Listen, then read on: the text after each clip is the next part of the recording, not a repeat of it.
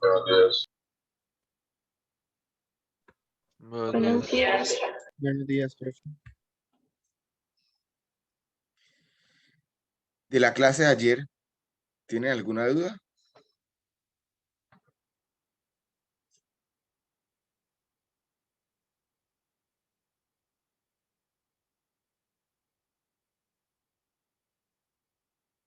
Sí, profe, una preguntita. Dime, Lucía. ¿Que podría recalcarlo de tasas de captación y tasas de colocación, la diferencia, por favor? Es que tengo una de interés de captación. No sé si estoy errónea. Las tasas de captación son las tasas con las que habitualmente los bancos piden prestado dinero a las personas. ¿Cómo le prestamos nosotros dinero a las personas? Pues cada vez que nosotros queremos ahorrar, buscamos instrumentos financieros que nos devuelvan cierta rentabilidad. Entonces, son las tasas que normalmente encontramos en un CDT. Son las tasas de captación. Vale. Y las tasas de colocación son las tasas de interés con las que los bancos normalmente nos prestan el dinero. Esas tasas de colocación, pues son las tasas de los créditos, ¿cierto? Créditos de libre consumo o las tasas de las tarjetas de crédito, que suelen ser muy por encima de las tasas de captación. ¿Sí? Sí, señor. Vale. Gracias, profe. Con gusto. ¿Alguien más tiene alguna duda de lo que hablamos ayer?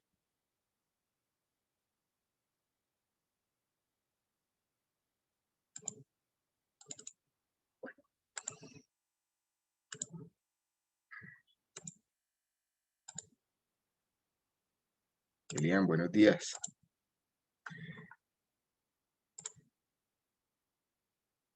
Vale.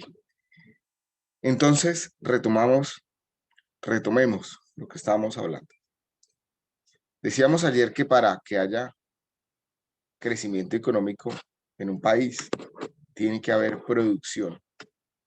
Y hablábamos que la producción, la transformación de recursos naturales, como materias primas, usando energía humana, como puede ser el conocimiento o la mano de obra, y unos instrumentos de trabajo, como son herramientas, equipos, maquinarias, para suplir una necesidad, a crear un producto o un servicio que atienda una necesidad. En la medida en que esa necesidad sea más grande o la solución sea más eficiente, pues se crea mayor valor. Y en la medida en que haya mayor creación de valor, pues se acumula mayor dinero, se acumula más valor, se gana más dinero porque la gente está más dispuesta a pagar por esa innovación, por esos productos, etc. Pero para que haya producción, por supuesto que tenemos que invertir unos recursos. Y esos recursos normalmente provienen o de recursos propios o patrimonio o equity, también se suele llamar equity, o deuda o créditos, recursos a través de créditos. Entonces, para que un inversionista o un empresario evalúe si un proyecto es viable desde el punto de vista económico, pues tiene que, en principio, conocer cómo se compone esta estructura de capital. O sea, qué tanto se aporta de deuda o de crédito, qué tanto se aporta de recursos propios. Y también conocer cuál es el costo de capital que tiene un proyecto. Es decir, cuánto valen los recursos que provienen de deuda y cuánto valen los recursos propios. También habíamos comentado ayer que el concepto del valor del dinero en el tiempo, es decir, el cambio del valor del dinero en el tiempo, está estrechamente relacionado con el concepto de interés, con el concepto de rentabilidad. Al fin y al cabo, está relacionado con el interés porque esa variación del valor del dinero está influenciada por la inflación, que al fin y al cabo es un interés, ¿cierto? Que es ese aumento generalizado de las cosas. Sabemos que en principio también es mejor tener un peso hoy que un peso mañana. Que eso también nos lo decía nuestro concepto del valor del dinero en el tiempo. Porque con ese peso hoy, o con una suma de dinero hoy, puedo invertirla y generar mayor dinero mañana, o puedo ahorrarla y mantener mi consumo futuro, o aumentar mi consumo futuro. O incluso puedo consumirla inmediatamente y tener un mayor consumo que con esa misma suma de dinero en un futuro. Entonces, ¿qué hace un inversionista con el dinero hoy? Pues comienza a invertirlo, ¿cierto? Comienza a ver cómo ganar una rentabilidad sobre ese dinero, cómo ganar más dinero producto de la inversión que hace. ¿Qué pierde un inversionista por no tener el dinero hoy? ¿Qué opinan?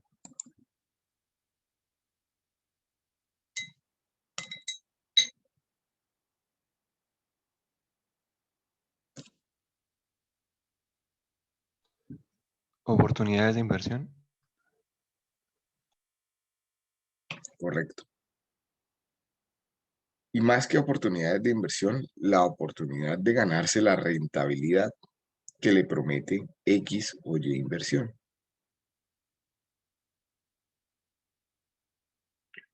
Esa rentabilidad que un inversionista deja de percibir porque no tiene los recursos ni propios ni de deuda para invertir, se conoce como costo de oportunidad y es uno de los conceptos más importantes también de la clase de ingeniería económica.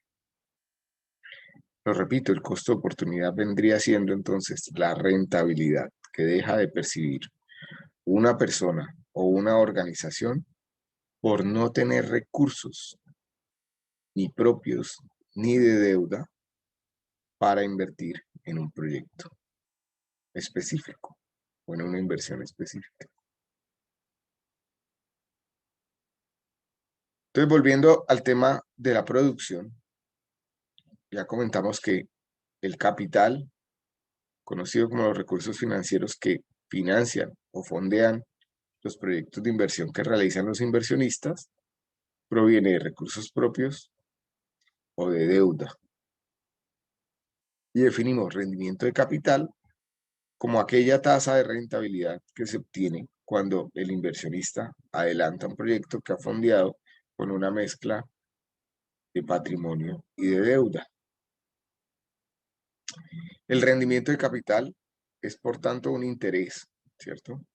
Un interés que se gana el inversionista. ¿Cuál debería ser el rendimiento mínimo que debería generar un proyecto para generar valor? Pues como ya lo hemos venido comentando, esa rentabilidad tiene que ser mayor a la inflación, ¿cierto? Tiene que ser mayor a las tasas de captación, porque no tiene sentido hacer una inversión, poner un esfuerzo, etcétera, para ganar lo mismo que ganaría en un instrumento financiero seguro. Y tiene que ser mayor incluso que las tasas de colocación, sobre todo si yo para ejecutar el proyecto necesito deuda, porque el costo de la deuda es esas tasas de colocación. Entonces, si quiero tener una ganancia marginal, tengo que superar esa rentabilidad o ese interés. ¿Qué buscan los accionistas y los deudores que están dispuestos a financiar un proyecto?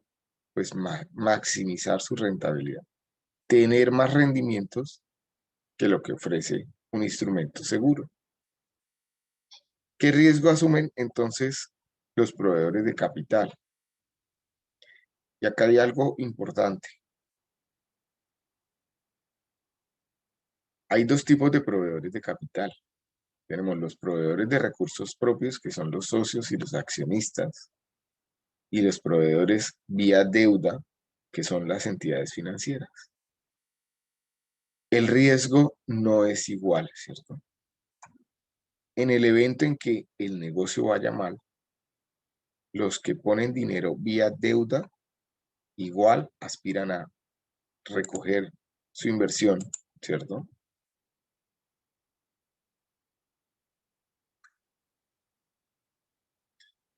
Y si alguien tiene problemas de conexión, pues más tarde queda subida, hoy o mañana, el video y lo pueden repasar si se pierden alguna parte. Pero pues intenten estar acá para que puedan preguntar y demás.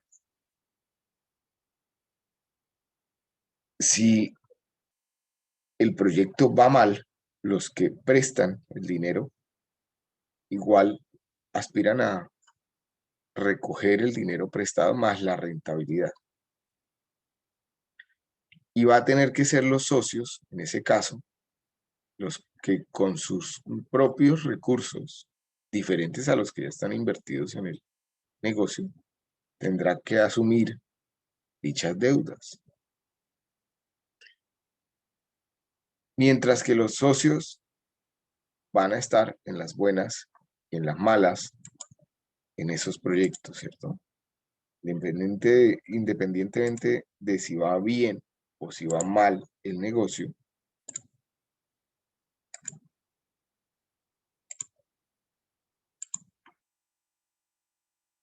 los que son socios del mismo, pues tienen que hacerle frente al tema, ¿cierto?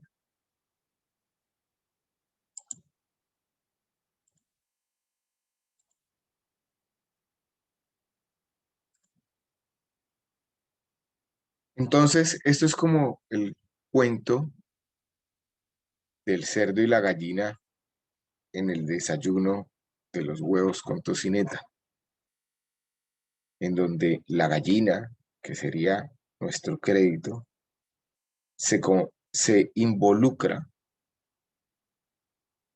y el cerdo se compromete, ¿cierto? O sea, la gallina pone un huevo en el desayuno, pero el cerdo pone su carne, ¿cierto? Va hasta el final.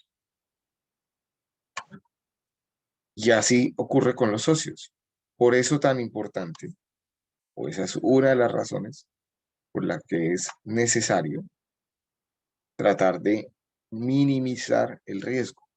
Una forma de minimizar el riesgo es hacer este tipo de ejercicios que vamos a desarrollar a lo largo de toda la asignatura de Ingeniería Económica, que es comenzar a planear el proyecto, comenzar a revisar qué variables están implícitas en el proyecto de inversión, qué posibles riesgos pueden presentarse, cómo los podría atender y después generar un modelo económico con todos los gastos e ingresos proyectados que tiene el proyecto en función de esas estrategias, planes, riesgos, operatividad que vamos a definir, modelo de negocio que se va a definir y finalmente tomar una decisión de si vale o no vale la pena asumir el riesgo. ¿A cambio de qué asumen entonces el riesgo los socios? Pues a cambio de una mayor rentabilidad, algo seguro. Pero entonces la cuestión aquí es, ¿cómo calculo? O sea, lo primero que tengo que tener presente es cómo calculo el costo de este capital. Y eso es lo que se conoce como costo promedio ponderado del capital. Como ya dijimos, el capital puede provenir de dos formas, de financiamiento propio o patrimonio y de financiamiento de deuda. Y de la combinación de ese financiamiento propio o ese financiamiento, pues resulta un costo promedio ponderado de capital. ¿Cómo calculamos el costo promedio ponderado de capital? Pues de manera muy similar a como ustedes calculan un promedio ponderado en la universidad para sus notas. Ahorita hacemos un ejercicio y lo explicamos un poco mejor. Una vez tengo definido el costo de capital, debería entonces comenzar a definir cuál es la tasa mínima atractiva de rentabilidad. TMAR, tasa mínima atractiva de rentabilidad. Esa tasa mínima atractiva de rentabilidad establecida y utilizada como criterio para aceptar o rechazar una alternativa de inversión siempre será superior al costo promedio ponderado de capital, con el que se debe cargar para obtener los fondos de capital necesarios. Por lo tanto, para que un proyecto sea aceptado o aceptado, la rentabilidad que promete el proyecto tiene que ser mayor o igual a la tasa mínima atractiva de rentabilidad, y a su vez esa tasa mínima atractiva de rentabilidad tiene que ser superior al costo de capital. ¿Qué tan superior tiene que ser? Pues, como su nombre lo indica, es la tasa mínima, luego es un piso, ¿cierto?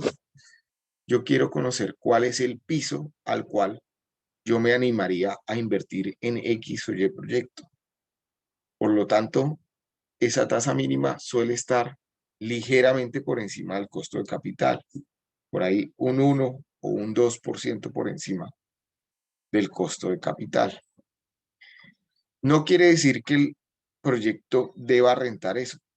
Quiere decir que la rentabilidad del proyecto, si supera ese margen, ya comenzaría a ser viable. No quiere decir que sea del todo interesante, pero sí viable. Si estimo una tasa mínima atractiva de rentabilidad muy por encima del costo de capital, que lo podría hacer, es válido, pero va a ser cada vez más difícil encontrar proyectos viables que cumplan con esa tasa mínima. Si hablamos un poco de entonces lo que sería el costo de oportunidad, ya no de un emprendimiento, en un emprendimiento donde no tengo otras alternativas de inversión o donde ya no vengo realizando alguna otra alternativa de inversión, sino que es la primera que voy a tener o la única, pues la tasa mínima atractiva de rentabilidad se convierte en mi costo de oportunidad, en esa rentabilidad que dejaría de percibir por no tener los recursos para invertir en el proyecto. Pero si habitualmente dentro de mi negocio tenemos definida una tasa mínima atractiva de rentabilidad y una serie de proyectos a desarrollar que prometen diferentes rentabilidades, pues puedo ya comenzar a hacer varias cosas. Primero, organizar esos proyectos. Comenzar a pensar cuál debería ejecutar primero. Una de las variables a tener en cuenta sería el tema económico, ¿cierto? Una de las variables que pesa bastante para priorizar proyectos dentro de una organización, pues es el tema económico. ¿Cuál me ofrece de todos los proyectos que puedo ejecutar? ¿Cuál me ofrece la mayor rentabilidad? Pero otra de las variables que comienza a jugar es con cuántos recursos cuenta la compañía en términos económicos, cuánto dinero. Y pues, obviamente, habrán consideraciones técnicas y de riesgos y demás de cada uno de los proyectos para tomar la decisión. Pero hagamos un ejemplo, digamos, rápido de lo que podría ser un costo de oportunidad en una empresa. Si la empresa tiene definida una tasa mínima atractiva de rentabilidad de un 12%, y tiene dos proyectos a ejecutar.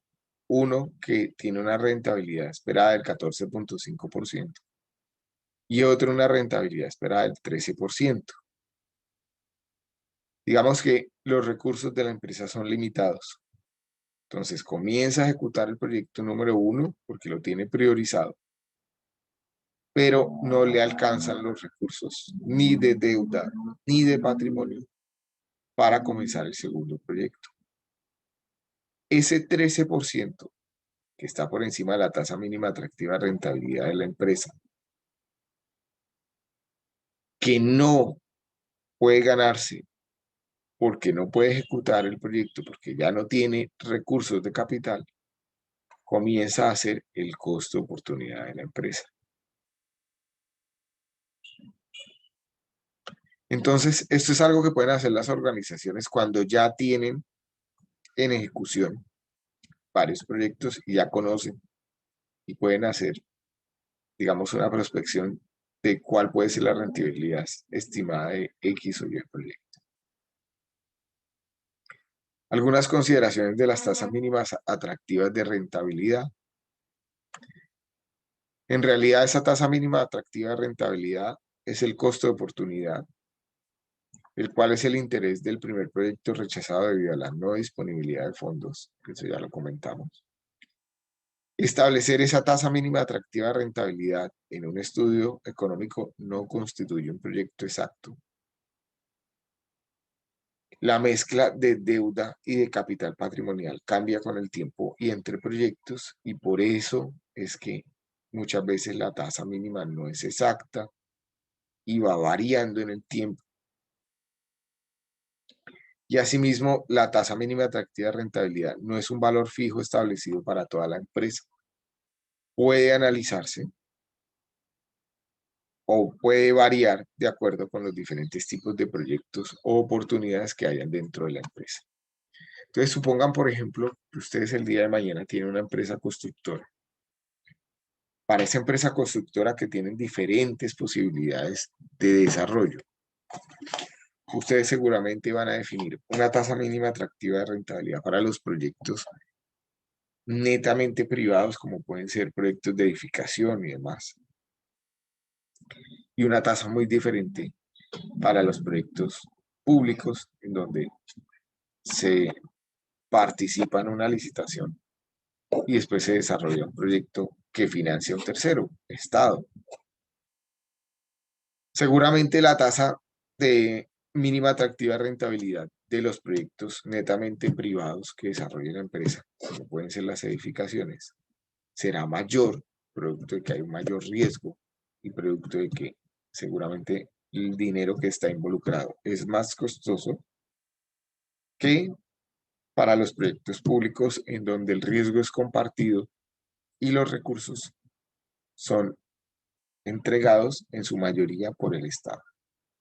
O lo que se necesita más bien es un flujo de caja, liquidez para comenzar a ejecutar, pero los recursos ya quedan asegurados.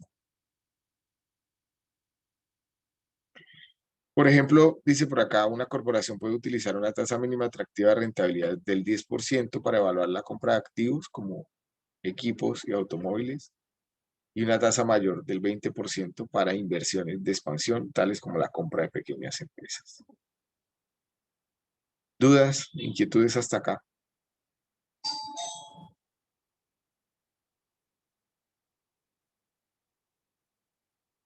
Regáleme un minuto, voy a abrir acá la puerta y si hay alguna duda, la resolvemos.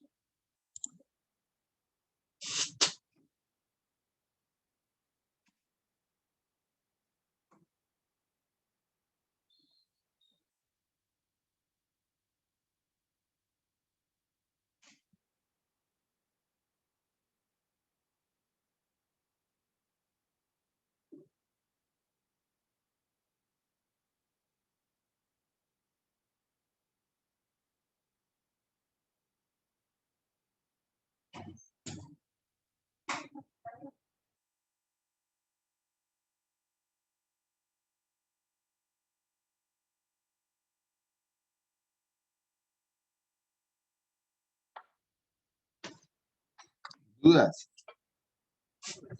Sí, profe, yo tengo una. ¿Me escucha bien, profe? Sí, te escucho bien. Profe, ese porcentaje de la tasa de rentabilidad o la tasa mínima de rentabilidad que usted nos da, ¿tiene en cuenta el año, o sea, el tiempo? Porque pues esos proyectos, digamos que se hacen a 3 años, 2 años, pero pues en esos años que aumentan, pues hay una inflación. ¿Ese porcentaje se vuelve a reevaluar el año siguiente para Normalmente comprar? los estudios de ingeniería económica se hacen con flujos de caja anualizados. y se suele aislar el efecto de la inflación. Es decir, se hacen en pesos constantes de un año base. Por lo tanto, la rentabilidad estimada del proyecto se calcula con los datos del año base y la tasa mínima atractiva se comparan frente a la tasa mínima atractiva de rentabilidad de ese año base. Eso para tomar la decisión de si un proyecto puede o no ser viable, ¿cierto? Pero una vez que tomo la decisión de si el proyecto es viable y comienzo su ejecución, el modelo económico, perdón, el modelo que ya hice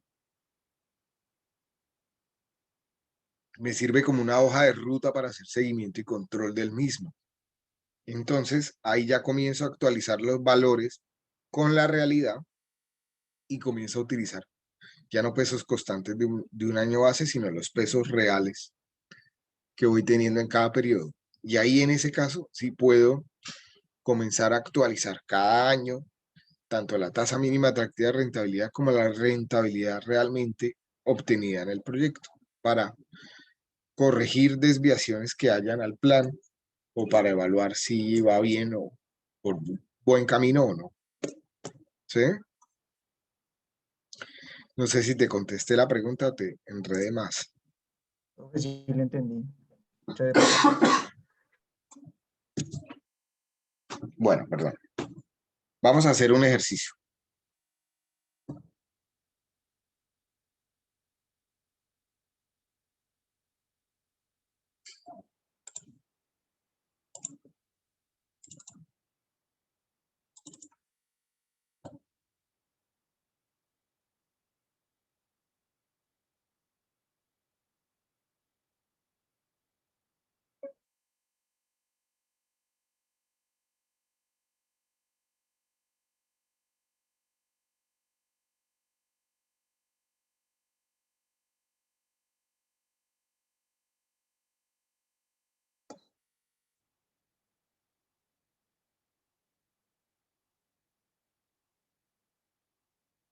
Entonces,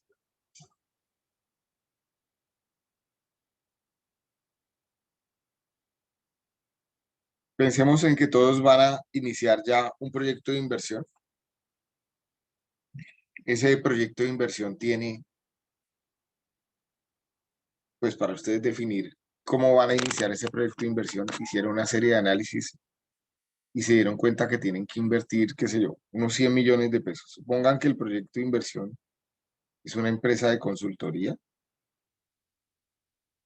Entonces, para esa empresa de consultoría, no voy a decir en qué, ustedes, cada uno imagínense de qué podría ser, pero requieren, por ejemplo, una oficina, necesitan unos equipos de cómputo, necesitan unos software especializados, necesitan amoblar la oficina, necesitan de pronto algunos equipos de laboratorio, etcétera. Y eso se redondea en unos 100 millones de pesos de inversión.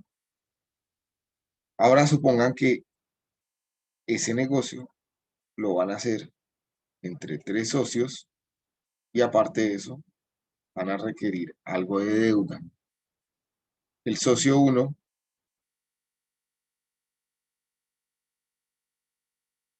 va a aportar 8 millones de pesos, el socio 2 va a aportar 13 millones de pesos, el socio 3 va a aportar 24 millones de pesos y de deuda se requieren, a ver cuánto tenemos acá, 21, 45, 55 millones.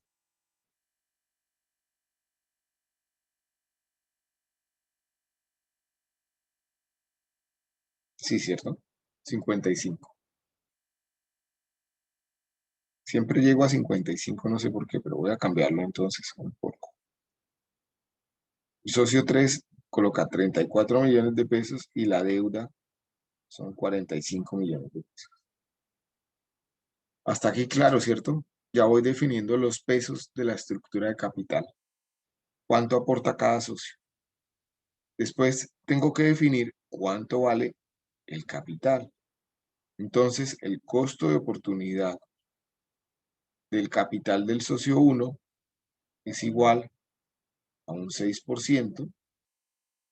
Ese socio 1 no tiene otras inversiones en curso, sino que tiene un dinero ahorrado que quiere comenzar a poner a producir en un proyecto de inversión, lo ahorra habitualmente en un CDT, luego ese es su costo de oportunidad. Si no hace este proyecto, lo máximo que podría recibir por el dinero que él ya tiene es ese 6% en un instrumento seguro. El segundo socio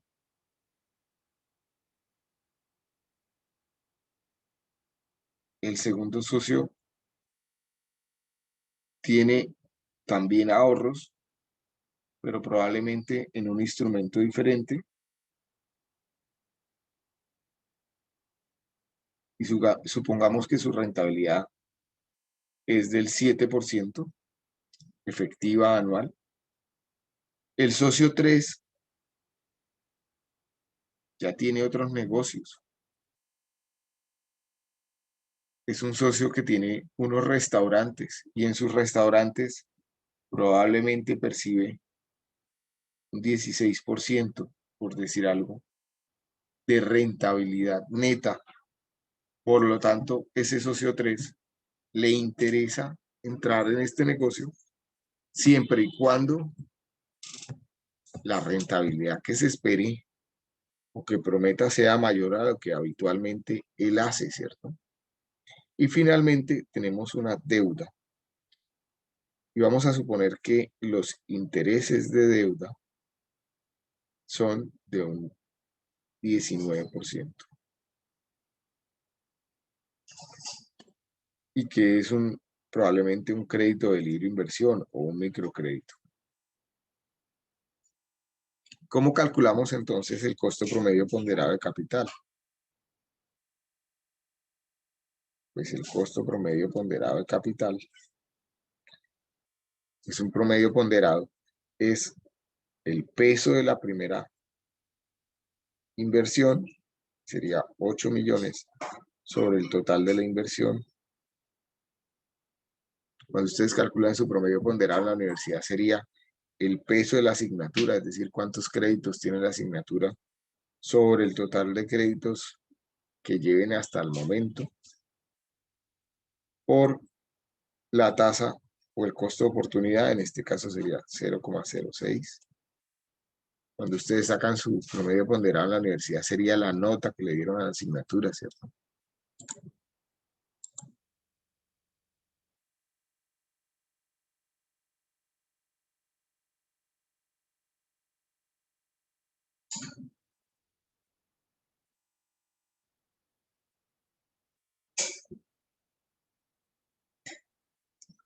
Por acá hay una duda en el chat, ¿cierto? Al principio había puesto 24 y me daba una deuda de 55, lo cambié a 34 para que me dé una deuda de 45, ¿sí? Todos ya van allá. Más el segundo inversionista, 13 millones sobre 100 por la deuda del 7%, más 34 millones sobre 100 por 0,16, más 45 millones sobre 100 por 0,19. Por lo tanto, el costo oportunidad, como es un promedio ponderado, pues es un valor intermedio entre el 19% y el 6%. ¿Cuánto les da?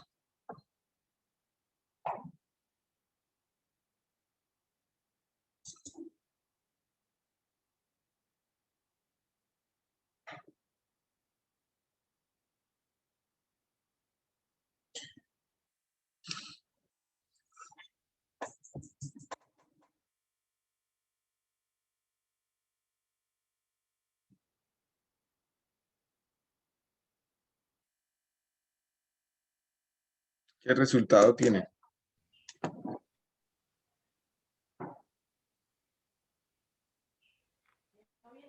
Es 0,15. 0,1538, profe.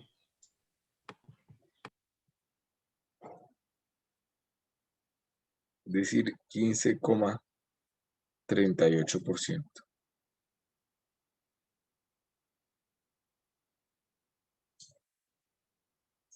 Definir entonces la tasa mínima atractiva de rentabilidad, que ya dijimos que es igual al costo promedio ponderado de capital más un 1 o un 2%. Si colocamos el 2% sería 15,38% más un 2%.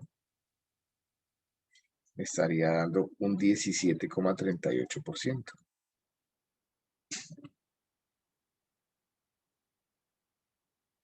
Ese 17,38% pues es mayor que esto, por ejemplo. Ese socio 3, con esa tasa mínima atractiva de rentabilidad, para evaluar el proyecto, ya podría estar conforme y seguir participando.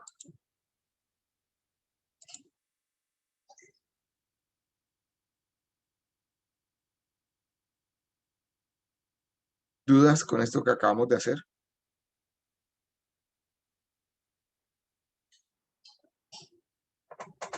Sí, porque esa fórmula de la tasa mínima de rentabilidad es el costo promedio ponderado de capital más Un 2%. 1, ¿No? un 1 Un o 1 un o... 2%. Vale, profe. Ah, profe, ¿por qué escogimos el 2? Es un factor de seguridad, básicamente. Vale, profe. Profe, ese valor que vayamos es como lo mínimo que pueda ganar una persona, ¿cierto? Es el mínimo porcentaje de rentabilidad que una persona puede ganar a ganar. Es el mínimo porcentaje de rentabilidad que aceptaría del proyecto para poder invertir y eventualmente ganar. Sí. Vale. Acá hay varias cosas a tener presente, ¿no? O sea, en este punto, ustedes, futuros inversionistas, están planeando un proyecto. Todavía no lo están ejecutando. Por lo tanto, esa planeación, que es sacar una gran bola de cristal, está haciendo una serie de supuestos. De ahí a que en la realidad se comporte igual, pues depende de la experticia del que está haciendo los supuestos y de las investigaciones que ustedes hagan y de los análisis que ustedes hagan y de qué tan austeros o qué tan realistas son a la hora de evaluar los riesgos, etcétera. ¿Sí? Pero sí, en principio es eso.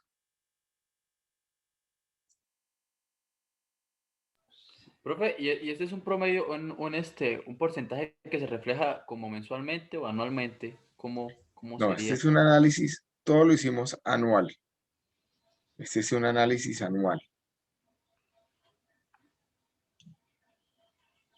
Pero no estamos hablando de que esto es lo que nos vamos a ganar.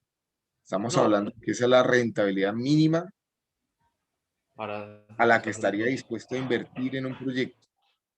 Después, ¿qué me toca hacer? Pues evaluar el proyecto. Si el proyecto promete una rentabilidad igual a esto o superior, entonces me interesa invertir en ese proyecto. Si no, pues no me interesa.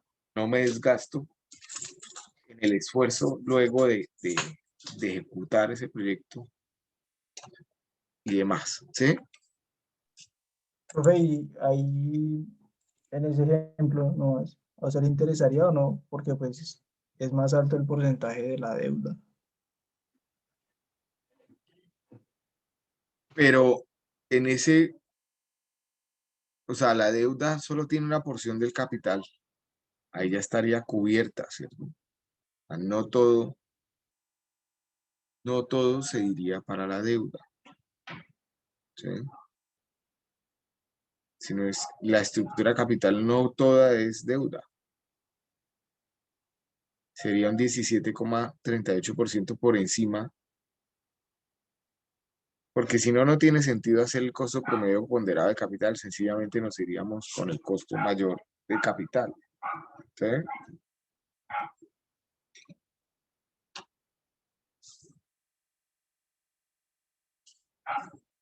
Implícitamente cuando desarrollemos el proyecto, si tenemos una rentabilidad superior a ese costo promedio ponderado de capital, ya podemos asumir la deuda, ¿sí? Sí, profe. Bueno, cambiemos un poco de tema. Hablemos de emprendimiento, de creación de empresas o de proyectos de inversión y comencemos a introducir los parámetros del primer momento del proyecto en grupo. Pues antes de introducir los parámetros del proyecto en grupo, del primer momento del proyecto en grupo, hablemos un poco de emprendimiento. Para comenzar a hablar de emprendimiento, pues comencemos por algunas definiciones. Si nos vamos a algunos diccionarios y buscan emprendedor, van a encontrar este tipo de definiciones. Dice que emprende con resolución acciones dificultosas o azarosas. Y si buscamos emprender, dice acometer y comenzar una obra, un negocio, un empeño, especialmente si encierran dificultad o peligro. Aunque estas definiciones podrían desanimar un poco, lo único que nos están, digamos, advirtiendo es que hay una serie de riesgos y ya nos toca a nosotros como emprendedores tomar la decisión de si queremos evaluar y mitigar previamente esos riesgos o si estamos dispuestos a lanzarnos al agua sin conocerlos. En la medida en que el emprendedor, digamos, va pasando por diferentes emprendimientos, pues se va dando cuenta de los diferentes riesgos que puede haber. O en la medida en que tome las experiencias de un tercero, pues puede ir mitigando o aprovechando ese conocimiento para mitigar esos posibles riesgos que se puedan presentar. La clase de Ingeniería Económica busca de manera transversal comenzar a hablar de estos temas y que ustedes comiencen a evaluar las dificultades que se pueden presentar y comenzar a pensar cómo se pueden atender. Pero hay otras formas de definirlo. Entonces, tenemos por acá emprendedor como persona o grupo de personas que descubren una oportunidad, conciben un proyecto y lo ponen en práctica. Y hay otro rol que suele ser el de intraemprendedor. ¿Cuál es la diferencia entre un emprendedor y un intraemprendedor? Pues que el intraemprendedor es un empleado de una organización que normalmente tiene el rol de directivo y que su objeto, su función, es crear empresas o proyectos desde su responsabilidad dentro de una empresa. Es decir, es a alguien al que le pagan por emprender. Al emprendedor neto no le pagan por emprender. Él se va a cobrar de su propio emprendimiento, ¿cierto? También hay que entender cuáles son las diferencias entre un emprendedor, un ejecutivo, un líder. Emprendedor es aquella persona que crea la empresa. Normalmente se le conoce como el verdadero empresario. Muchas veces es el propietario o el accionista mayoritario. Y es alguien que es capaz de detectar una oportunidad y transformarla en una empresa. Todos permanentemente tenemos ideas de negocios y oportunidades, pero lo que es realmente diferente es decidir estructurarlas y ejecutarlas, ¿cierto? El ejecutivo es una persona que resuelve problemas que se presentan en la vida de las empresas. Problemas específicos. Normalmente suele ser un empleado de la empresa, pero que tiene una serie de habilidades específicas, ¿cierto? Y el líder es aquella persona que es capaz de generar una imagen futura de la situación de la empresa y arrastrar con él a todas las partes implicadas para hacer realidad esa imagen. Cuando hablamos de arrastrar, ya no pensemos en ese liderazgo antiguo, ¿cierto? Que era más de temor, sino aquí toca hablar más de un liderazgo de empatía, ¿cierto? Es capaz de convencer, es capaz de influenciar a las personas que están a su alrededor para que hagan lo necesario para alcanzar la visión de la empresa. Muchas veces el emprendedor o los emprendedores más emblemáticos suelen ser también líderes, ¿cierto? Y de pronto ejecutivos en un área específica de su empresa. Cuando pensamos en emprendedor y líderes, ¿qué personas se les viene a la cabeza?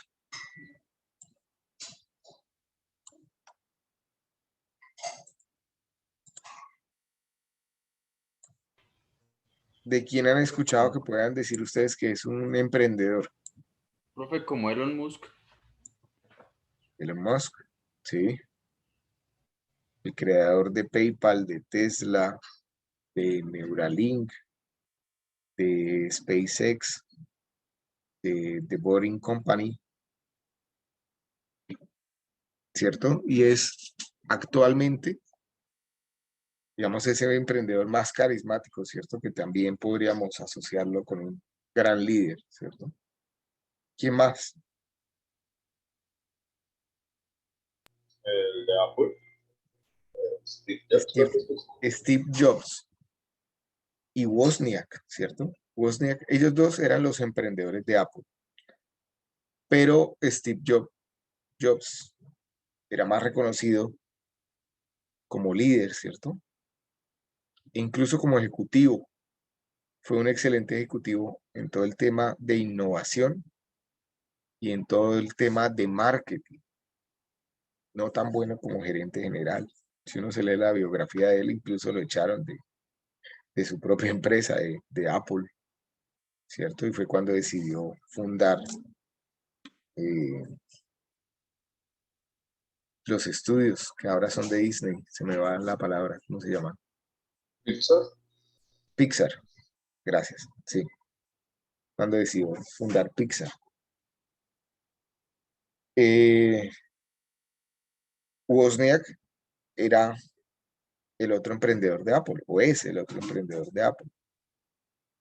Más técnico, ¿cierto? O sea, también era ejecutivo, o seguramente al principio de la empresa tenía un rol de ejecutivo, cada uno con su experticia, pero al que se reconocía como líder, que tenía clara para dónde quería llevar la empresa y además lograba motivar a todos para llegar allá, pues era Jobs.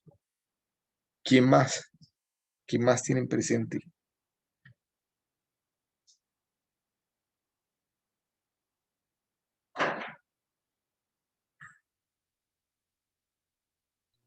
¿Alguno Como colombiano? líder, pero colombiano no, no sé cómo líder, pero el de Amazon, no me acuerdo cómo se llama. Jeff Bezos, tiene que ser, ya no digamos, no es como tan popular, hablando en términos de liderazgo, pero tiene que ser un buen líder, ¿cierto? No por nada llega uno a ser el más rico del mundo. No sé Jeff, si Jack Ma entre como buen emprendedor. ¿No? el de Alibaba, Alibaba, Jack Ma, sí. claro, por supuesto. Y un buen emprendedor, pues, digamos, ya no lo reconocen como el más carismático de los líderes, de pronto, pero está Bill Gates, ¿cierto? Pero es un excelente emprendedor. y una persona muy involucrada con temas ya más sociales y más, que es raro que no tenga que no tengamos tanta perspectiva de él como un excelente líder, pero de hecho lo es. Jack Ma, alguien colombiano. ¿Qué día les comentaba De del Santo Domingo. de Santo Domingo? Bueno, en su momento, claro, con todos los desarrollos de Bavaria y demás. Actualmente David Vélez con el New Bank, no conozco cómo se llaman, no recuerdo pues cómo se llaman los emprendedores de Rappi, pero son también una empresa muy reconocida ya. ¿Sí? Ardila Lule, Sarmiento Angulo, digamos, son los más conocidos. Y en el mundo hay otros, saliéndonos del sector tecnológico, pues está Amancio Ortega, el, el dueño del grupo Inditex, o sea, los dueños de Zara y demás, también son Arturo Calle, bueno, muchos más. Mario Hernández, ¿cierto? Son grandes emprendedores. Hay otros roles también en el tema de emprendimiento, como es el de especulador o intermediario. Un especulador o intermediario, normalmente conocemos, o digamos, el rol o el puesto de especulador por excelencia es el del trader, ¿cierto? El corredor de bolsa, pues es el típico especulador. ¿Qué aporta el especulador? Pues es aquel que detecta diferencias en el precio de las cosas, diferencias que pueden ser producto de los cambios de los lugares o del tiempo, o incluso que es capaz de valorar partes de una empresa o de manera general y entre distintos propietarios potenciales. Y con esa información, pues intenta aprovechar el mercado, la subida o las bajadas del mercado, e incluso intenta influenciar el mercado, ¿cierto? Y hablando de esto, en Moodle, por favor, vayamos a Moodle.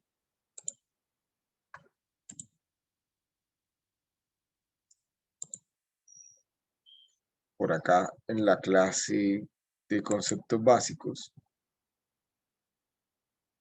hay un artículo sobre Elon Musk y un foro propuesto en donde quiero que me cuenten si Elon Musk en el artículo actuó como especulador o no, si lo ha hecho antes y si lo ha hecho después de que de la fecha del artículo, si también ha podido actuar como especulador o no. La idea de este foro, si es que ustedes debatan, entonces léanse el artículo y opinen.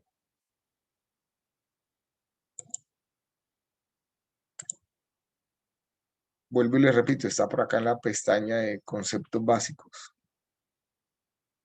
en la parte de abajo.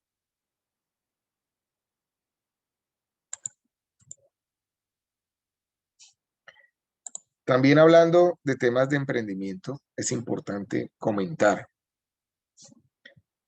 que para empezar un emprendimiento o una empresa, hay que comenzarla con austeridad, porque normalmente el capital que está implícito en la misma no es ilimitado y suele ser poco al principio. Incluso si la cifra es muy grande, digamos, suele quedarse corto al principio. También debe comenzarse con sacrificio, porque va a ser o nos va a demandar mucho tiempo, ¿cierto? Lo encierro por acá un poco la corta. Nos va a demandar mucho tiempo, incluso más de 40 horas semanales de trabajo. Un emprendedor cuando comienza un emprendimiento está permanentemente pensando y resolviendo problemas de su emprendimiento. Entonces puede ser un concepto errado pensar en dejar un empleo tradicional, porque creamos que con el emprendimiento vamos a tener más tiempo libre. Eso puede ser cierto, pero no va a ser cierto inmediatamente, ¿cierto? O sea, en este momento un Bill Gates, un Jeff Bezos o un Larry Page o cualquiera de esos emprendedores que hoy tienen miles de millones de dólares y una empresa consolidada y andando, pues seguramente pueden tener tiempo, pueden dedicarle tiempo a lo que quieran y su negocio seguirá produciendo, ¿cierto? Pero eso les ha tomado, pues, un tiempo de desarrollo y de, digamos, de crecimiento importante. Y debe iniciarse también con honradez, porque hay que convencer a todo el mundo al principio, ¿cierto? Hay que convencer a las personas, sus posibles socios para que inviertan dinero en el negocio. Hay que convencer a sus propios colaboradores y empleados para que jalonen el tema, lo hagan crecer y hagan cumplir la visión que está pactada. Hay que convencer a los proveedores para que muchas veces apalanquen y entreguen la materia prima de manera oportuna, etcétera. Y por supuesto a los clientes, que son siempre los que al final, comprando los productos o servicios, hacen crecer el emprendimiento. Que hay que convencerlos. ¿Cómo se convencen? Pues con honradez, contando las cosas como son y demás. Siendo muy ingenioso, sí, pero siempre de manera honrada. Y en todo emprendimiento, pues hay un momento, ¿cierto? Ese momento va encaminado a dos cosas muy específicas. Digamos, cuando hablamos de momento. Primero, pues a que hay que reflexionar la empresa, digamos, no solo basta tener la idea del otro día estar montando todo sin evaluarla. Hay que reflexionarla, hay que pensarla bien y hay que tomar el tiempo que se requiere. No quiere decir que vamos a durar eternamente planeando, pero sí habrá que surtir un proceso de planeación que cada vez es más corto, que cada vez es más dinámico, ¿cierto? Antes se hablaba de simplemente hacer unos casos de negocio y evaluarlo y hasta que no estuviera completamente definida no se probaba la idea. Ahora hay otras metodologías más ágiles, ¿cierto?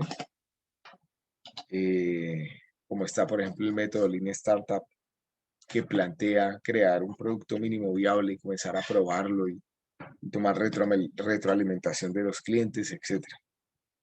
Entonces, pero implica de todos modos hacer un proceso de reflexión. Y el momento también está relacionado a que por más que la idea sea muy buena, no siempre es oportuno ponerla en práctica o no están dadas todas las herramientas o los pasos para ponerla en práctica inmediatamente. Digamos, ¿por qué no se ha masificado el tema? A esto intentaría colocar como un ejemplo, que es ¿por qué no pueden estar masificados ya todos los vehículos eléctricos en el mundo? Pues porque seguramente todavía no es el momento oportuno, porque faltan desarrollos tecnológicos para definir, por ejemplo, autonomía, para disminuir los costos de producción. Faltan desarrollos logísticos, como por ejemplo, colocar más puntos de recarga y de servicio, etcétera, ¿no? Pero poco a poco pues, se va consolidando y se van abriendo los espacios. Y hay una máxima muy importante, tanto para la clase, o sea, tanto desde el punto de vista académico como en la realidad. Ustedes tienen que procurar tener presente a la hora de su proyecto de inversión, y es que hay que procurar atrasar al máximo el inicio de los gastos y adelantar al máximo el inicio de los ingresos. Es decir, en un emprendimiento hay que intentar comenzar a vender lo más rápido posible nuestros productos y servicios y aplazar al máximo esos gastos fijos, principalmente los gastos fijos. Si hablamos un poco de la oportunidad, pues una empresa se empieza para explotar una oportunidad que implica hacer algo completamente nuevo o hacer lo mismo que otros, pero de forma diferente. Entonces, innovar no siempre significa sacar algo completamente nuevo, algo que no exista. ¿Alguien ha escuchado hablar de David Vélez en estos días?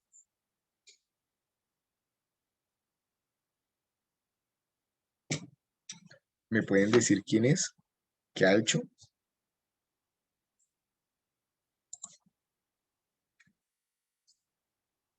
Profe, Sí. él no es el que está como ofreciendo una tarjeta de crédito que es como digital, ¿no? Es que no me acuerdo cuál es el banco. O sea, creo que él es el dueño de un banco nuevo que tiene sede, si no estoy mal, creo que es en México y que está ofreciendo una tarjeta que es 100% digital. Vale, entonces, bueno, listo, perfecto. Algo, es cierto. David Vélez es un colombiano emprendedor, creador del New Bank. El New Bank, si bien él es colombiano, el New Bank comenzó en Brasil y comenzó por allá en el año 2010-2011. El señor está muy de moda en estos días porque ha entrado a las grandes ligas de los millonarios, ¿cierto? Su fortuna está estimada en 5.200 millones de dólares en este momento. Y lo que hizo él, su emprendimiento, lo que lo hace innovador y novedoso, es el hecho de que es un banco completamente digital, como ya acabaste de decir. Entonces él ofrece cuentas de ahorros, cuentas corrientes, CDTs, tarjetas de crédito y todos los productos que habitualmente tiene un banco, pero completamente digital. Todo a través de una app, todo a través de herramientas digitales. ¿Eso qué le permite? Ese modelo de negocio le permite disminuir costos fijos y por ende también bajar las tasas de interés y eliminar las cuotas de manejo. Pues obviamente ya, digamos, para nosotros que todavía, ustedes que están muy jóvenes y yo que me considero todavía muy joven, pues es una belleza, ¿cierto? Que no se nos dificulta para nada ese tema tecnológico, pues distinguir la oportunidad que a posterior parece fácil. Esto que está escrito acá requiere una visión que no está al alcance de todos. O sea, uno en este momento mira eso y dice, pues claro, esta era la idea, ¿cierto? O sea, eso es lógico, para allá tenía que ir. Pues no, hace 10 años nadie lo tenía. Incluso sigue siendo novedosa hoy. O sea, Iván lo comenta como si fuera algo muy, muy nuevo y ya resulta que lleva 10 años en el mercado. Pero sí es nuevo que está entrando a Colombia y a otros países, ¿cierto? O sea, solo hasta ahora se está escuchando el New Bank en Colombia, pero el tipo ha competido agresivamente en Brasil.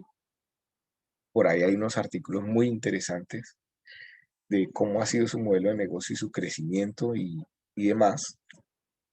Y comienza, digamos, con la fortuna de haber trabajado en una consultora financiera y de haber trabajado en temas financieros como empleado. Se queda desempleado en Brasil, la consultora en la que trabajaba no continúa operación en Brasil. Él decide colocar este emprendimiento, sin embargo recurre a la misma consultora que decide invertir, invierte entre ellos y otros accionistas, invierten creo que $1.000.000 y comienza con todo el tema digital. En principio haciendo créditos incluso pequeños de $14 y demás. O sea, entregando tarjetas de crédito voz a voz, que había que referenciar. O sea, para tener una tarjeta de crédito alguien lo tenía uno que referenciar, etcétera. Pero, vamos, ese es el emprendimiento y lo único novedoso es que todo es digital. De resto, todos los productos son los mismos productos que ofrece cualquier otro banco.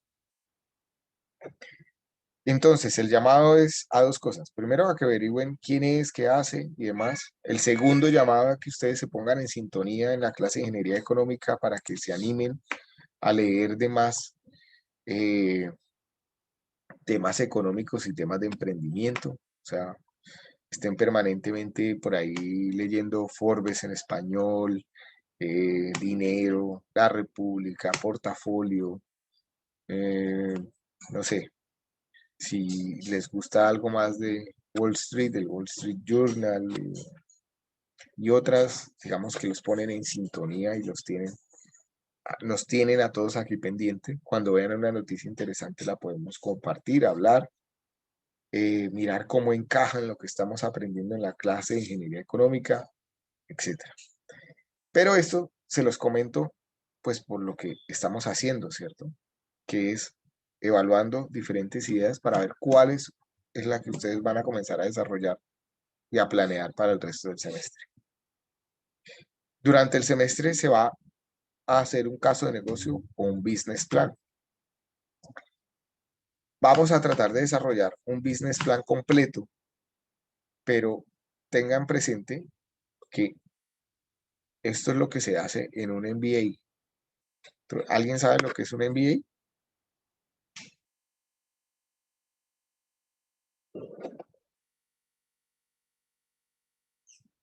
¿O un MBA?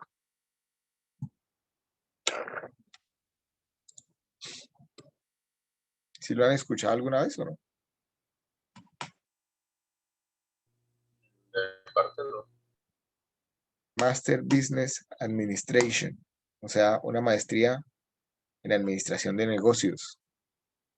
Es ese estudio de posgrado que muchos hacen para llegar a ser gerentes de empresas, ¿cierto?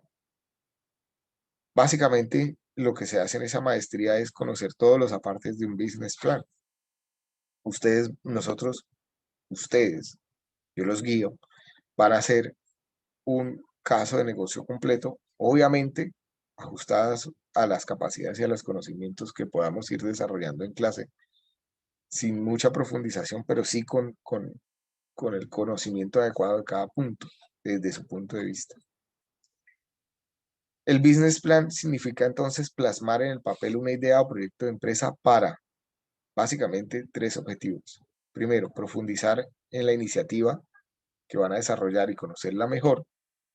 Segundo, para encontrar posibles socios que la hagan más fácil, ya sean socios que aporten conocimiento en temas específicos y demás. Y tercero, para obtener financiación necesaria para acometerlo. Sin un caso de negocio, es muy difícil salir a buscar financiación de terceros, de socios. Y es el caso de negocios el que a ustedes les debería dar las herramientas suficientes para animarse a hacer cualquier emprendimiento. O sea, el dinero realmente no es limitante. Las grandes ideas de negocios no nacen normalmente de gente que ya son rica, ¿cierto? Que tienen mucho dinero, nacen de gente que tienen mucha voluntad, eso sí, mucho gusto por lo que quieren hacer y mucha perseverancia, pero que hayan sido millonarios, no. Elon Musk no nació siendo millonario, Steve Jobs no nació siendo millonario, Bill Gates no nació siendo millonario, David Vélez tampoco, Torre Negra, de Torre Negra Labs tampoco, etcétera. ¿Sí? Ni Ardila Lule, no sé, los Santo Domingo, pero bueno. Sarmiento Angulo, que es ingeniero civil, si no lo sabían, tampoco, etcétera. Hay 10 pasos para crear un buen caso de negocios, que los vamos a definir por acá. Primero, definir la actividad que se quiere emprender. Segundo, conocer cuál es el estado de avance. Es decir, esto en proyectos de grado se suele llamar el estado del arte del proyecto. Es decir, qué tan consolidado es el desarrollo, cómo va en este momento. Definir las condiciones de mercado, de la competencia y cuál es el posicionamiento que podríamos tener si queremos incursionar en ese emprendimiento. Definir los objetivos principales, desarrollar una estrategia para conseguir esos objetivos principales. Identificar riesgos y oportunidades.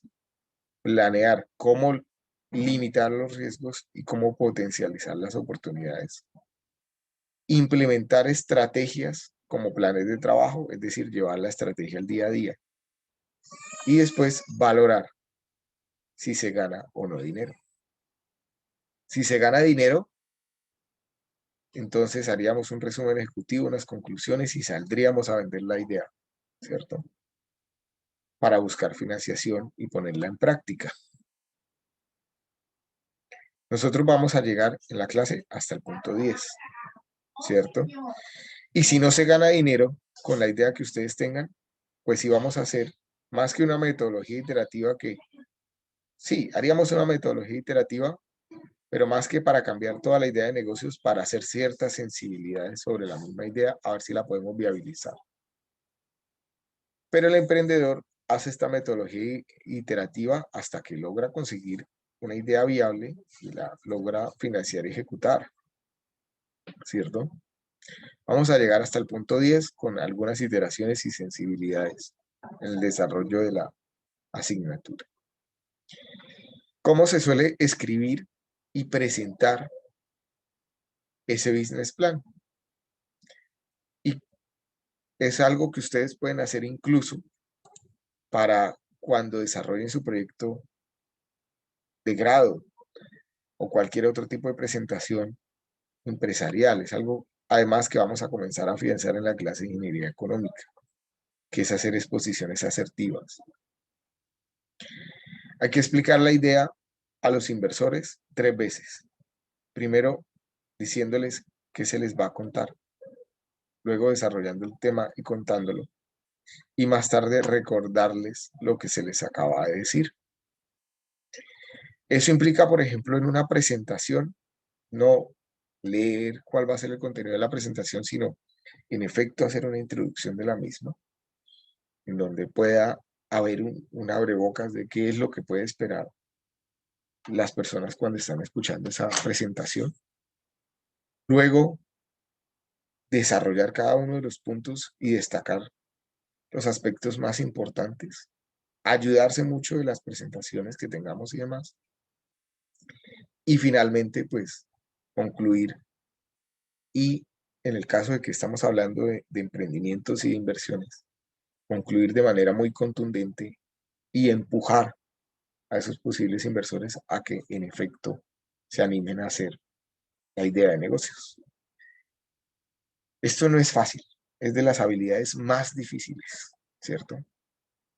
Se afianza, o sea, parte de la razón que me tiene a mí sentado aquí hoy, comunicándoles a ustedes algunos conocimientos que uno va afianzando, es esto.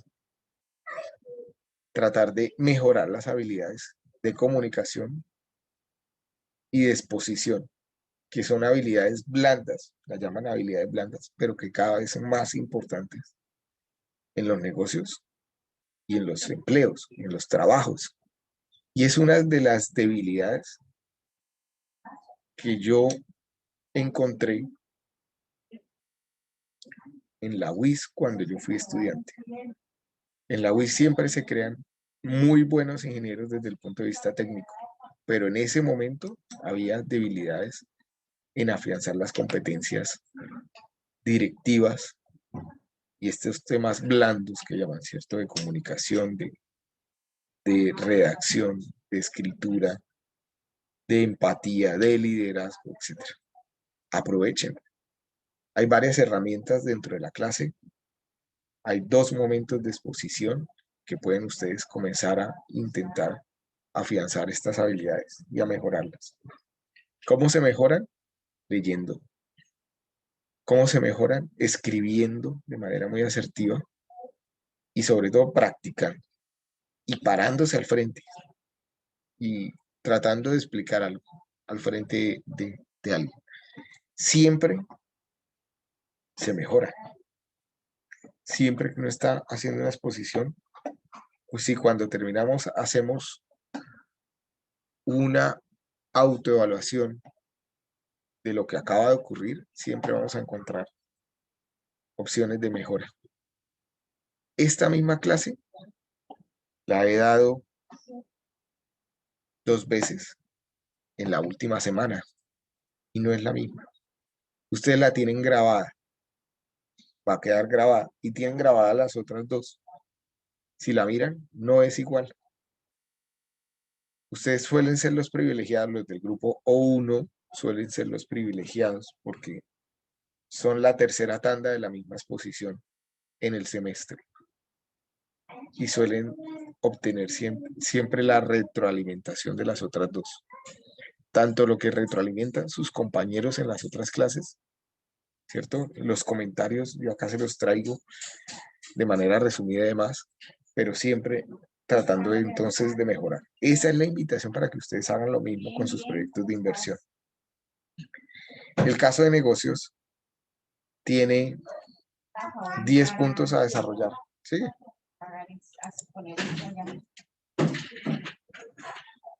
El caso de negocios tiene, ay no, María del Carmen, ¿no? Tiene 10 puntos de análisis que vamos a desarrollar durante todo el semestre. Un primer punto de análisis es el resumen ejecutivo. El segundo, análisis interno. El tercero, entorno de análisis de mercado. Cuarto, análisis de riesgos. Quinto, estrategias y planes. Sexto, análisis financiero. Séptimo, conclusiones. Y octavo, los anexos de toda la información que han ido recolectando para hacer cada uno de sus análisis y cada uno de sus apartes. Por lo general no, es obligación. Tanto el resumen ejecutivo como las conclusiones es lo último que uno va a hacer de todo el caso de negocios.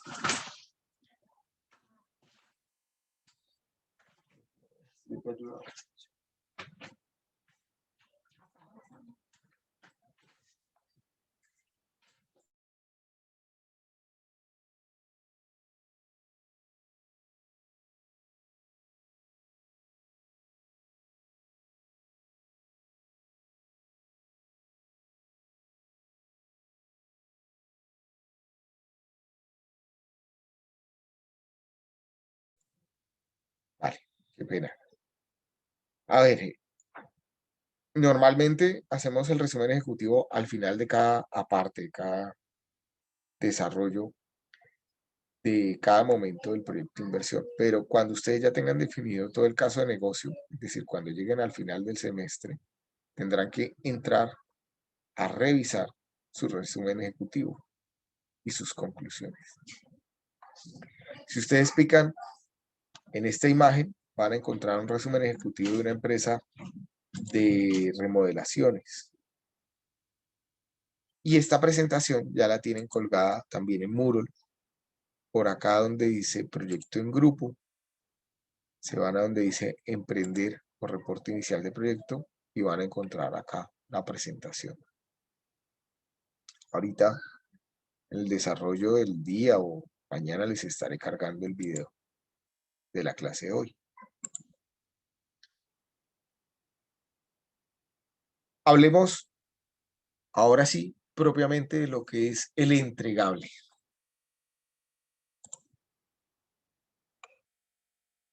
El primer entregable, el primer relacionado con su idea de negocio.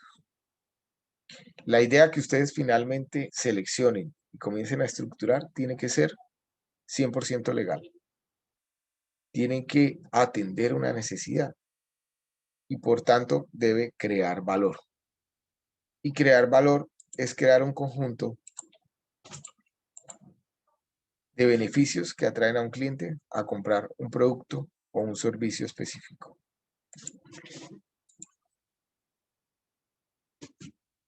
Por lo tanto, no es válido, por lo menos desde el punto de vista académico, para este ejercicio, no va a ser válido las ideas de negocios que impliquen comprar un producto barato para vender ese mismo producto de manera más costosa.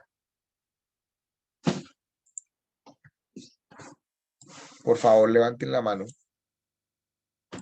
si me entendieron lo que les acabo de decir. Todos.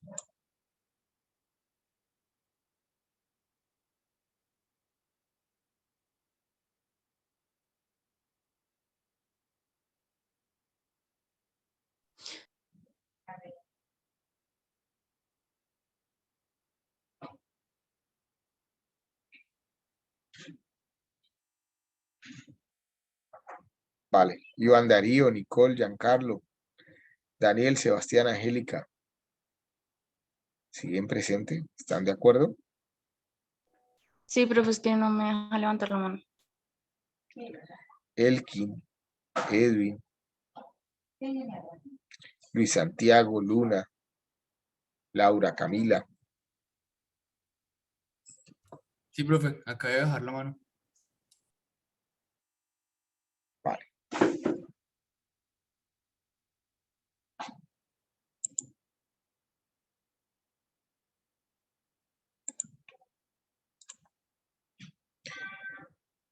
Entonces, finalicemos explicando un poco cómo es que tienen que evaluar esas ideas de negocios. Ustedes también acá en Moodle ya descargaron. Por acá donde dice proyecto en grupo, se van a una subpestaña que dice ideas de negocios y pueden descargar la plantilla de evaluación de ideas de negocios.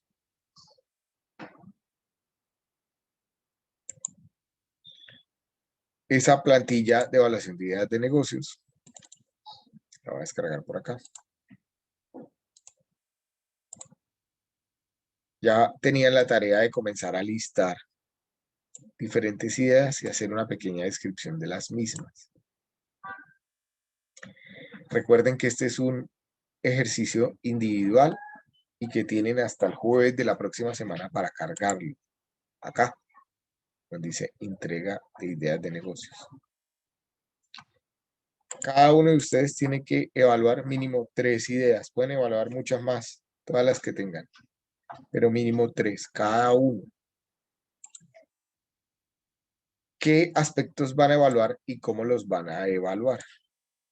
Estos que tienen acá, relación con la ingeniería civil, pasión, objetivos y valores, experiencia, inversión, medio ambiente, si es escalable e innovación. Y finalmente, si se generan productos y servicios propios. Entonces, ¿cómo vamos a hacer esa evaluación? Lo primero es, de la idea que tenemos en curso, evaluemos si está relacionada con la ingeniería civil. Si sí está relacionada con la ingeniería civil, si se relaciona mucho con la ingeniería civil, la vamos a valorar con un 5.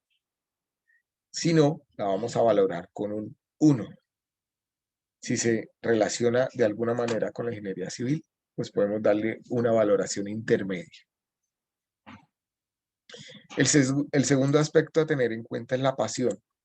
De todas las ideas de negocios que yo haya listado, voy a valorar con 5 la que me guste más, la que me apasione más. Y voy a valorar con 1 la que me apasione menos. El tercer aspecto a valorar es qué tanto se alinea esa idea de negocios con mis valores y objetivos.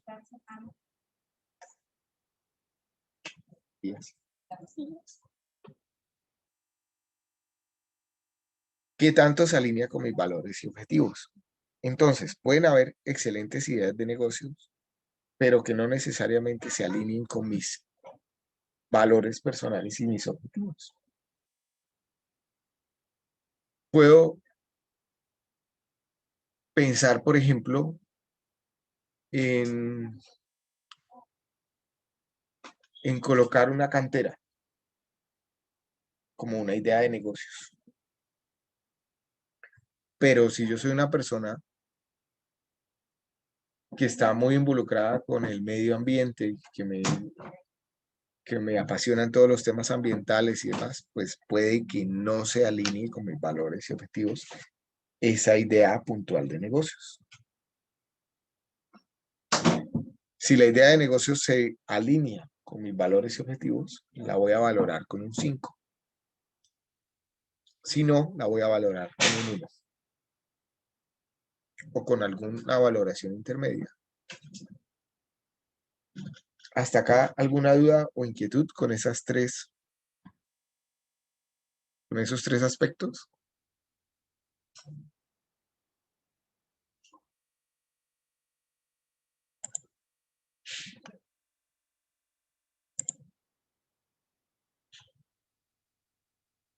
Bien.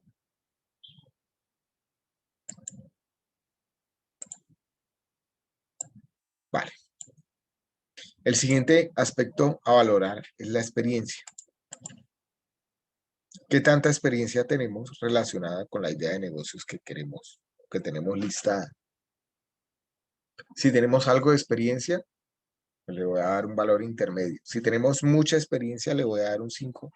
Si no tengo nada de experiencia, le voy a dar un 1.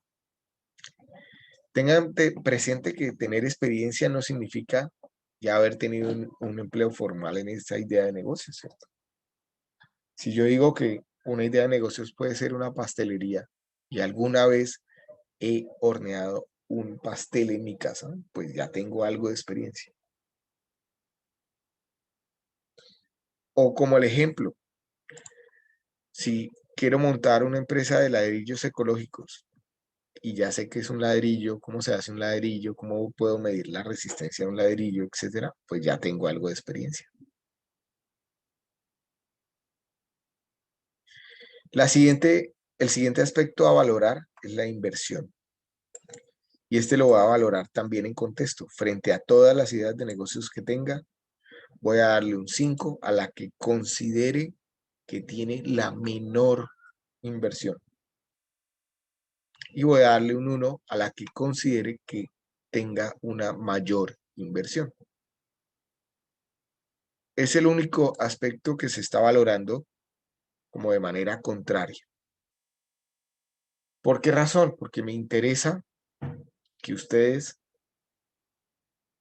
desarrollen ideas que en el futuro piensen que pueden hacer realidad. Y en la medida en que la inversión no sea muy alta, pues ese imaginario puede ser más cierto. El siguiente aspecto a valorar es qué tanto está relacionado con el medio ambiente.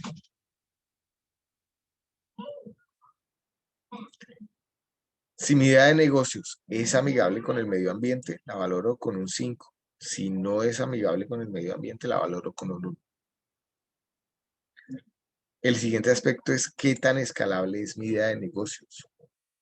Y tengo que entender el término de escalabilidad como la capacidad que tiene la idea para generar procesos y estándares o productos, estandarización de procesos y demás, que permitan replicarlo independientemente de si estoy o no estoy involucrado.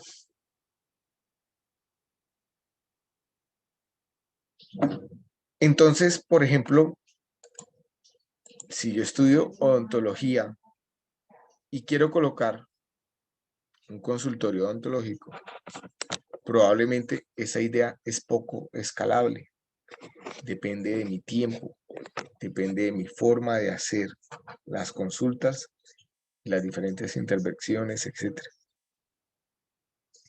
Pero habrán otras ideas que sí permiten de pronto delegar muchos aspectos y eventualmente, digamos, no tener que estar involucrados para que sigan creciendo. El siguiente aspecto a valorar es la innovación. ¿Qué tan innovadora o novedosa es mi idea? Tengan presente lo que hablamos hace un rato sobre el New Bank. Ser innovador no significa tener un producto completamente nuevo. Puede ser una variación en el modelo de negocio. Puede ser la variación de algún producto para atender una nueva necesidad. Puede ser la variación de un proceso, etc. Y finalmente tenemos un aspecto que es más como un verificador. Con mi idea de negocios, creo productos o servicios nuevos o sencillamente estoy comprando algo para vender ese mismo algo más caro.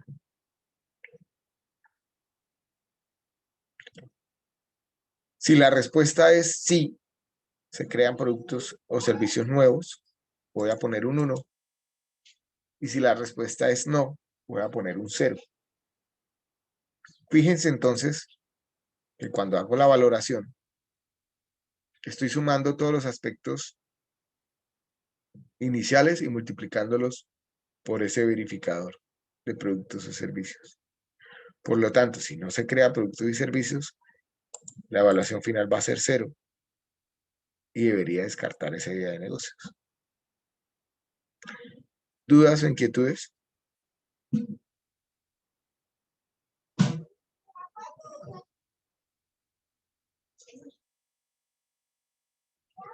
¿Dudas? ¿Sí me entendieron? Sí, profe.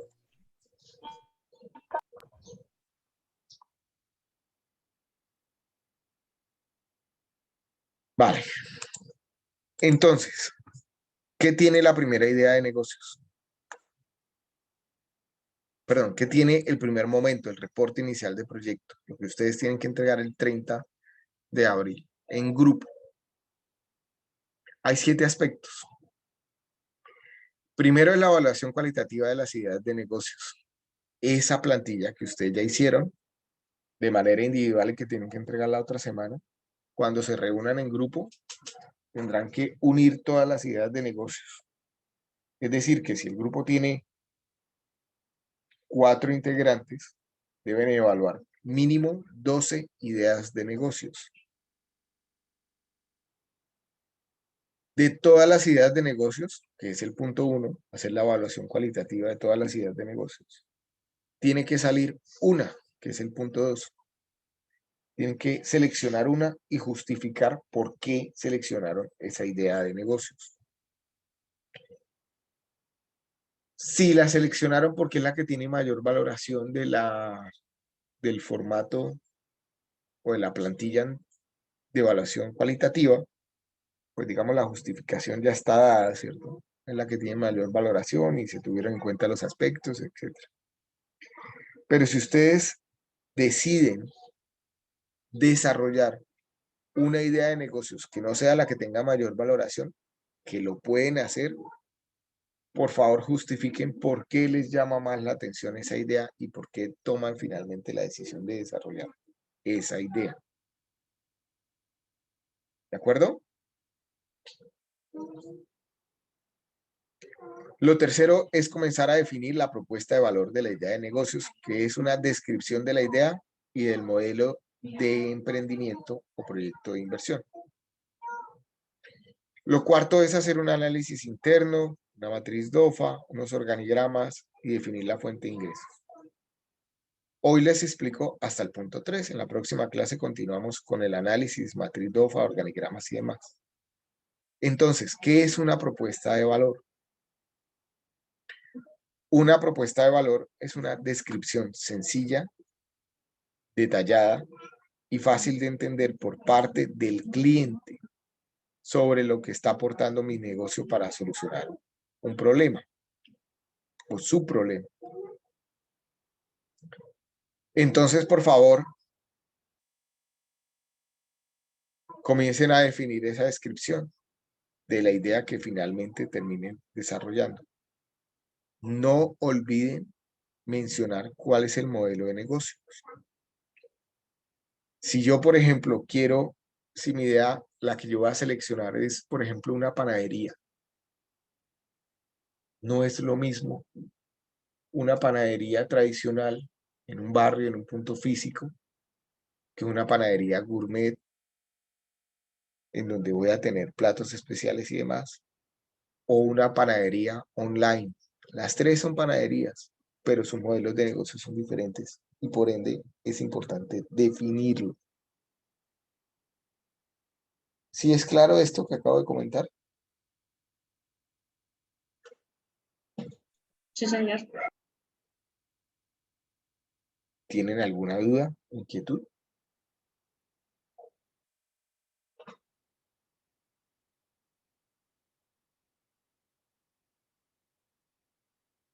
Profe, si no sería como, no sé cómo explicarme, no sería como crearlo, sino como implementarlo. También es válido, por ejemplo, lo que usted está haciendo lo de la cantera. Digamos que la cantera contamina mucho, que es lo que hace normalmente. Pero si uno quiere implementar una nueva forma para sacar el clinkerizado o lo que se va a realizar, ¿también es válido o no es válido? Por supuesto que es válido. Sí, sí es válido. Tanto el negocio tradicional es válido como una innovación sobre el mismo es válido, siempre y cuando se genere valor. Es decir, el proceso de la cantera no es comprar algo barato para venderlo más caro. Ahí hay una transformación, ¿cierto? Yo tengo que explotar la cantera, tengo que hacer una serie de ensayos para finalmente tener unos productos que son las materias primas de construcción. Ahí hay creación de valor. Ahí ya estoy evaluando. Ahí ya estoy evaluando la resistencia de los materiales. Ahí ya estoy evaluando, ya le he hecho ensayos a los mismos. Ya estoy diciéndole al cliente, este producto es apto para X o Y cosa. Y es válido, es una idea válida. ¿Alguna otra duda?